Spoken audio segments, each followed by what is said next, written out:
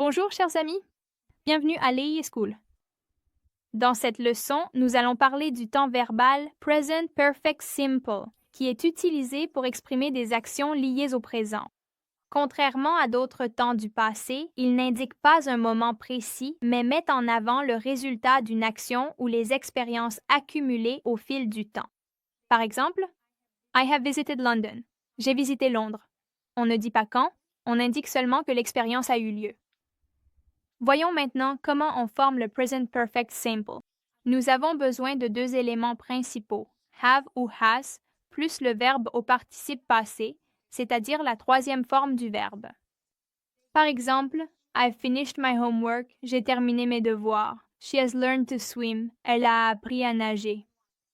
Dans les phrases interrogatives, have ou has se place au début de la phrase, suivi du sujet et du verbe au participe passé. Have you seen that movie? As-tu vu ce film? Has he called you? Est-ce qu'il t'a appelé? Et à la forme négative, on ajoute note après have ou has. I have not finished my homework. Je n'ai pas terminé mes devoirs. She has not visited that museum. Elle n'a pas visité ce musée. Voyons maintenant les utilisations les plus courantes. I have just eaten lunch. Je viens de déjeuner. Dans le cas des actions récentes, le Present Perfect Simple nous aide à exprimer une action qui vient de se produire et qui a un impact sur le présent. On utilise généralement juste pour souligner que l'action s'est produite juste avant le moment où l'on parle. Dans ce cas, l'action de manger le déjeuner s'est produite récemment et peut expliquer pourquoi tu n'as plus faim maintenant. Have you ever traveled abroad? Avez-vous déjà voyagé à l'étranger?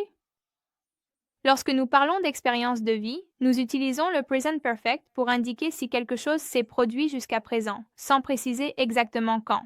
Le present perfect est également utilisé pour exprimer des actions qui ont commencé dans le passé et qui continuent jusqu'au présent.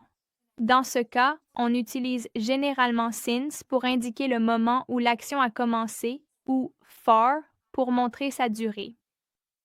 He has lived here since 2010. Il habite ici depuis 2010. Ici, nous faisons référence à une action qui a commencé dans le passé, en 2010, et qui continue encore aujourd'hui. Pour découvrir d'autres situations dans lesquelles on utilise le present perfect, rends-toi sur iSchool et suis la leçon complète.